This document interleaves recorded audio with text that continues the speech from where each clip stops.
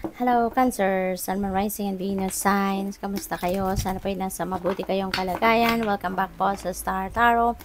Kung bago kayo dito, welcome din kayo. Thank you for your support. I truly appreciate it. God bless you all. Cancer, paunang mensahe po ninyo. Four of Swords. Ayan, so, pero parang nakangiti naman siya, 'di ba? Parang nakangiti siya. So, parang sinisavor niya siguro yung love, no? Kasi may puso. Sinisavor niya yung love na pwedeng nare-receive niya, no? Sa ngayon. So, maaring ganun kayo ngayon, ano? Kinikilig. Para may kilig factor ito. So, maybe while you are resting, while you are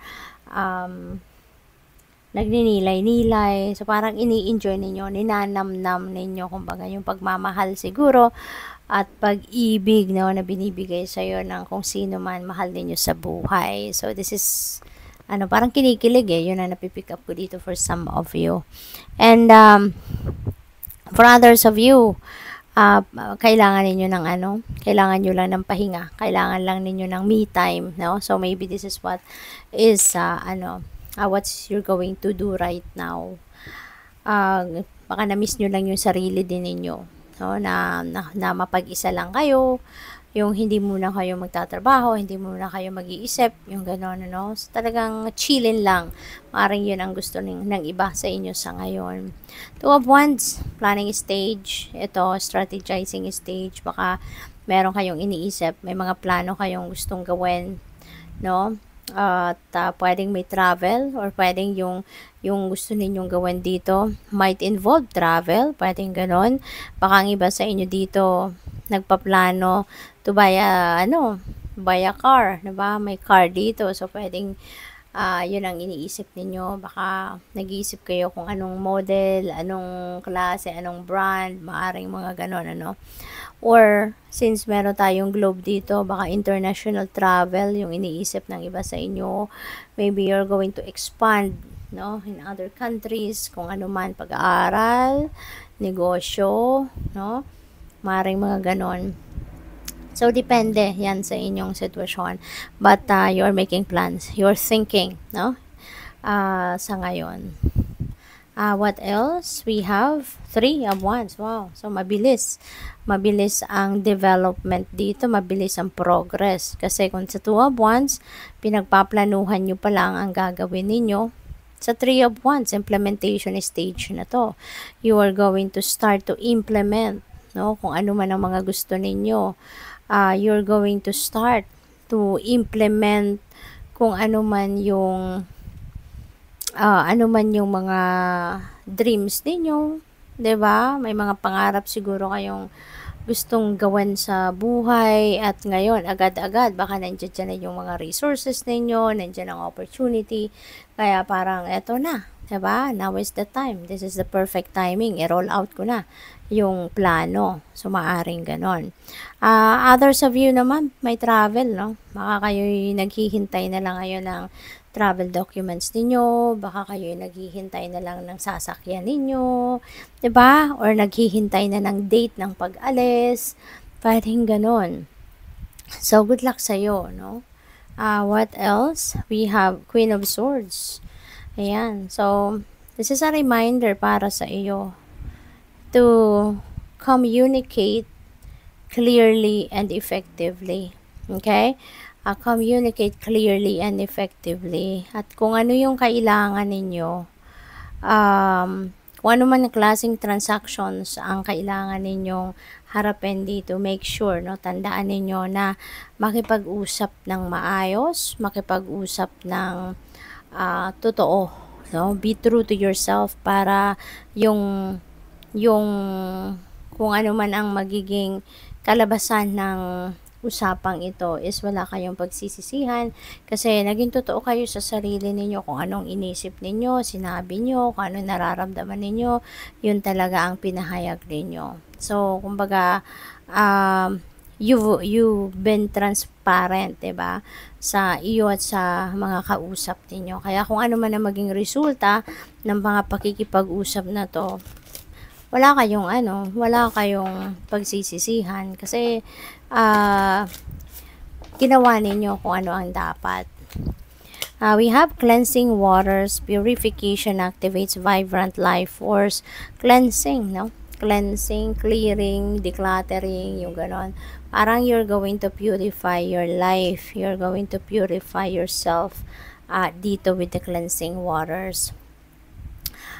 Possible then na ang iba sa inyo baka sa ngayon hindi lang ito isip or puso ninyo na i-declutter ninyo or ipupurify ninyo, but also your energetic field, no? Parang ganon. Maaari na ang iba sa inyo rito, baka kayo nagsa-salt bath, 'di ba? Nakakatulong 'yan to clean up your energy field. Nagsa-salt bath or pwedeng smudging also can help. 'Di ba? Smudging, yung pinapausukan ninyo sarili ninyo ng myrrh, kaya frankincense, palo santo, yung mga ganon. That is also one way of cleansing your energy field, no? Yung ganon. What else? Para matanggal, no, yung mga negativity.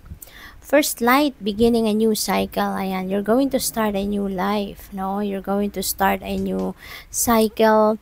You're going to start a new endeavor, a new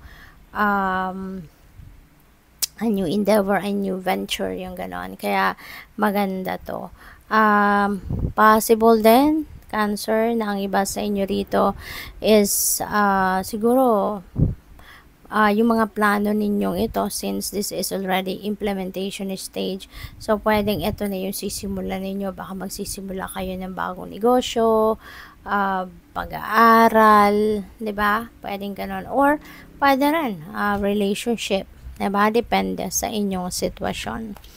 We have great adventure, at maaaring yung sisimulan ninyong bagong ganap sa buhay. This is an adventure para sa iyo, 'di ba? You are going to take risk. You're going to come out of your comfort zone. So possible na gano'n ang sitwasyon dito. Magsisimula kayo ng bagong ganap wherein hindi ito yung nakasanayan ninyo, hindi ito yung usual, or hindi ito yung dati na ginagawa ninyo. Okay? So, yun. Magiging matapang kayo ngayon. Diba? You're going to be courageous and brave na magsimula ng bagong ganap. We have finding sanctuary, opening to your spiritual source. Siguro din sa ngayon, bago din ito para sa'yo. Diba? Siguro sa ngayon, mas lalapit ka ngayon sa Panginoon. Mas lalapit kayo ngayon sa divine universe. Maaring you're going to communicate through prayer, 'di ba? Ang iba siguro sa inyo ngayon, magre-rebuild kayo ng stronger relationship with God, no? Parang ganon.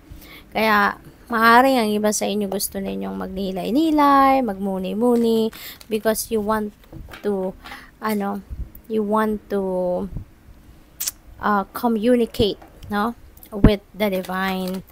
So what else? Tingnan natin kung ano pa. We have a spiritual union. Ayan. So, partnership, no? Merong partnership dito na magaganap. Kung nakikita ninyo, diba?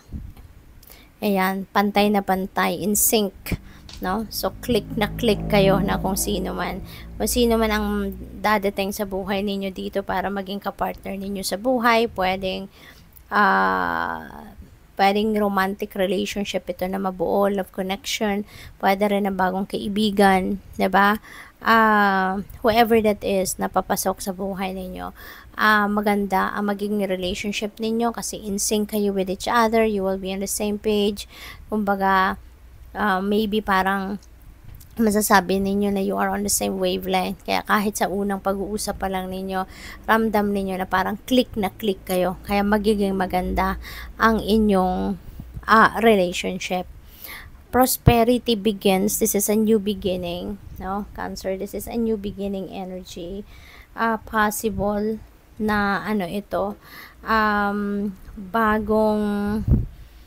possible na this is an opportunity para magkaroon kayo ng bagong trabaho, bagong career, bagong negosyo, 'Di ba? Merong bagong money path na magbubukas para sa inyo, at ito yung mga opportunity na magbubukas ng or maghahatid sa inyo ng abundance and prosperity.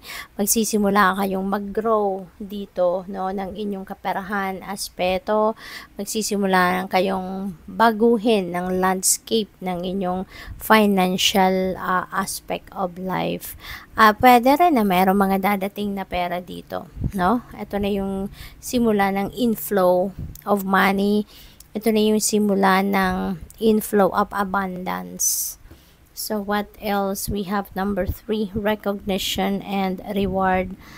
Ang iba sa inyo dito will be receiving financial reward, no? Dahil yan siguro sa great job na ginawa ninyo rito. Maaaring yan ay dahil sa recognition na natamo ninyo, na nakamit ninyo. That is siguro you will be financially rewarded, and mas maraming makakakilala na siguro sa inyo, mas marami ng